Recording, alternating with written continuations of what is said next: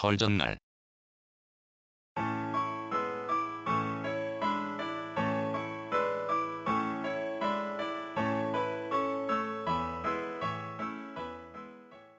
허튼 말이라도 하겠다고 했으면 지켜야 한다.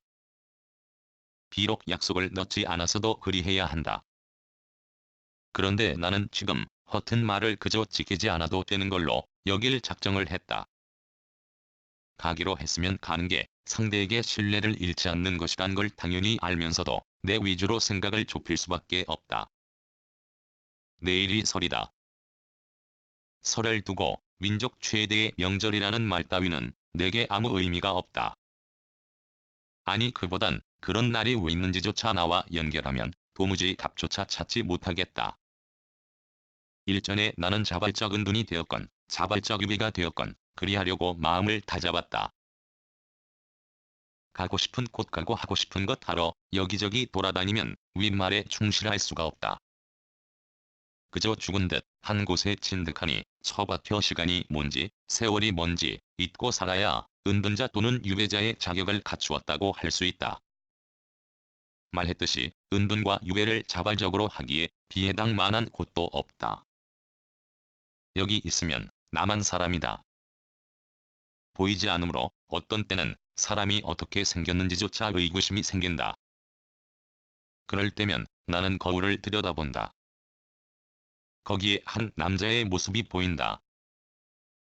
내가 웃으면 거울 속 그도 웃는다. 내가 찡그리면 거울 속 남자도 따라한다. 거울 속 나를 나무로 바꾸면 그게 사람이다. 사람 중에서 남자에 해당한다. 은둔을 하다 보면 이렇듯 사람이 몹시 그리울 때가 있다. 아니 사람 그 자체가 어떤지 지나친 관심을 둘 때가 있다고 하는 게 낫겠다. 그저께는 죽은 나비의 기일이었다. 그분에게 드린다는 핑계로 대낮부터 막걸리를 진탕 마시고 자정 무렵에는 골아떨어져 영혼 맞이도 못했다. 이런 못난 나를 이해하실 거야. 한밤중에 깨어 자식의 도리로서 흐느끼다시피 내뱉은 말이다. 이 얼마나 어처구니 없는 말인가? 산자가 죽은 자를 이해하는 게 나을 터인데 어디서 나를 지켜보는지 알아차릴 수도 없는 나비의 영혼이 나를 이해해 줄 것으로 생각했으니? 나의 아비는 죽은 시기가 안 좋은 것 같다. 하긴 그날 죽고 싶어 그리하지 않았다는 건 알지만 하필이면 설을 3일 앞두고 세상을 떠나게 무엇이람. 한 잔 술 들이지 못한 지 꽤 되었지만 내가 상을 차릴 환경에 처했다 해도 며칠 후에 닥칠 설 걱정을 해야 하므로 네 아비의 제삿날은 반가운 게 되지 못했다. 물론 예전에 제삿밥 차릴 때의 일이다. 먹고 살기 어려운 탓에 제사 차리고 명절 챙기고 할 겨를이 벅찼기 때문이다.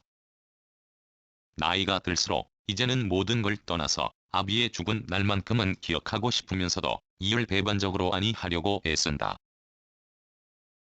내가 이렇게 사는 걸 영신으로 승격했는지 아직 귀신인지 모르는 아비에게 알리고 싶지 않아서이다. 가겠다고 한 곳에 가지 않기로 하고서 나는 비해당 문을 모두 잠갔다. 줄담배를 피워댄 냄새가 비운 사이 빠지라고 제거제를 잔뜩 뿌리고 무작정 산에서 내려간다. 어디에 갈지는 정하지도 않았다. 길목에 둔 궁전은 오후면 앞에 햇살을 받는다. 운전석에 오르니 따뜻한 차 안이 이유도 없이 좋다. 나란 친구를 잘못 만난 궁전은 수모가 많다. 날씨가 추울 때 시동을 걸고 바로 출발하면 고막이 터질 것 같이 날카로운 괴성을 내지른다. 이를 알기에 안정할 때까지 공회전하도록 하게 하고 한 겹이 꺼내 물었다. 산길을 내려오면서도 오른손에는 담배가 있었는데도 또 불을 댕겼다. 이런 걸 줄담배라 한다. 그리고서 불쑥 떠오른 곳으로 출발했다. 의성서 나무로 내려가다가 어디쯤에서 왼쪽으로 방향을 틀었다. 저 멀리 우뚝 솟은 험한 돌산이 보인다. 그리로 가는 중이다. 예전 들르던 구멍가게 들어서니 구수한 냄새가 코를 자극한다. 쥔 부부와 어떤 관계인지 모르나 전날 보지 못했던 낯선 얼굴들이 원탁에 빙 둘러앉아 부침개를 안주로 막걸리판을 벌이고 있다. 묵은 김치를 주재료로 한 부침개 냄새가 그야말로 침을 꿀꺽 삼키게 한다. 한 점 하이소. 바깥 주인이 말했다. 그가 나를 대충 알아보는 눈치다. 빙계 막걸리 주세요. 그거 없어졌어요. 없다니요? 바깥 주인의 말에 따지듯이 되물었다. 설 전날 여기 오고자 한 게 막걸리 때문이다. 청송에서 지낼 때 어떤 날은 그 막걸리가 먹고 싶어 먼 길을 찾기도 했고 그 이름의 막걸리를 잊게 한 골짜기에서 하룻밤을 보내려고 올 때면 을에 사서 먹던 게 없어졌다고 한다. 그 바람에 구멍가게 부부가 구수한 부침개를 먹고 가라는 걸 거절하고 다른 막걸리를 사서 빠져나왔다. 그리고서 너른 주차장에 들어섰다. 단 한 대의 차도 없다. 일단 화장실 가까운 곳에 굴림방을 해를 향하게 배치하고 점검에 나섰다. 벌레 문제로 문을 꼭 닫아주세요. 라고 쓰였다. 전에 없던 그리고 문이 잠기지 않았다. 들어서니 안에 훈훈하다. 저쪽 구석에 창자 모양의 전기난로가 작동한다는 표시 즉 빨간 불이 켜있다. 꼭지를 트니 물이 콸콸 나온다. 이 두 가지면 하룻밤 터로 쓰기에는 넉넉하다. 한겨울에는 찾는 사람이 드문데도 이렇듯 언제나 안에 공기를 조절하고 물이 얼지 않도록 신경을 쓰는 이 고장이 의성이다. 그런데 정작 읍에서 가까운 장례공원에 며칠 전에 간 적이 있었다. 거기는 화장실이 잠겨 있었다. 하여간 내가 의성을 사랑하는 까닭은 빙계 계곡 때문이다. 전날 나에게 참 소중했던 곳으로 아무리 날씨가 추워도 화장실 안에 물이 나오고 문을 여는 순간 은은한 음악이 있기에 좋았다. 설 전날 텅 빈 빙계서 해를 따라 돌며 안주도 없이 막걸리 들이켜니 비로소 구멍가게에서 맡은 구수한 김치 빈대떡 냄새가 그립다. 오늘 같은 날 어느 집이건 먹을 게 넘칠 것이다. 부침개를 좋아하는 나는 상상으로 그걸 냠냠 먹으며 의성에서도 여기를 직접 관리하는 면 이름을 딴 막걸리를 벌컥벌컥 마신다. 비해당에서 이 정도 온도를 유지하려면 종일 난로를 켜야 한다. 오후 3시 55분 환한 햇살이 들어와 자연 난방이 되어 굴림방 온도가 15.9도다. 따스한 촉감이 매우 좋다. 거짓없이 말하건대 비해당이 있는 의성이 좋다. 그게 있기에 나는 자발적인 눈을 할 수 있다. 또 의성이 좋은 건 바로 빙계 계곡이다.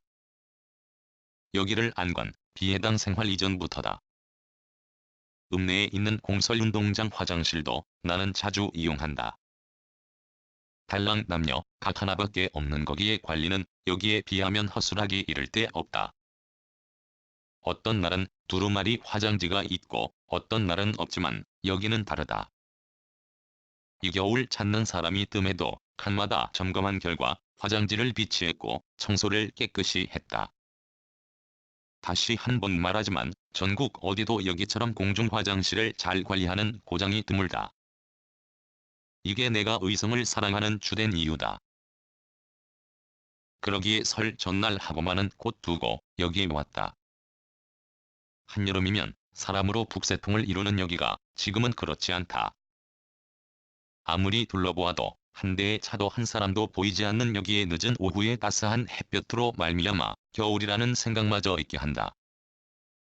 저 해가 지면 굴림방을 가로등을 보게 하는 번거로움만 남았다.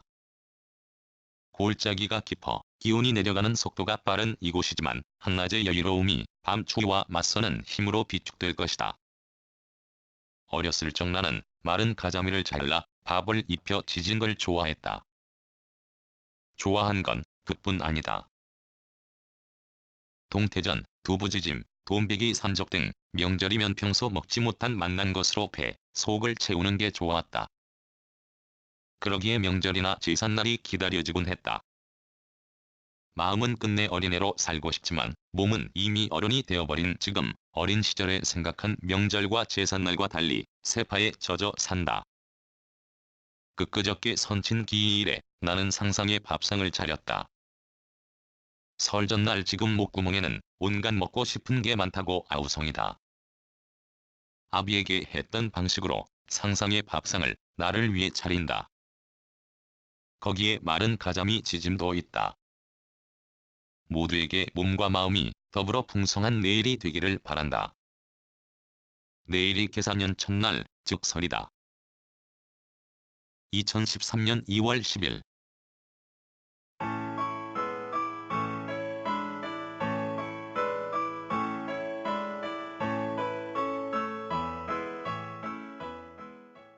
글, 모든 것으로부터 자유인 무학.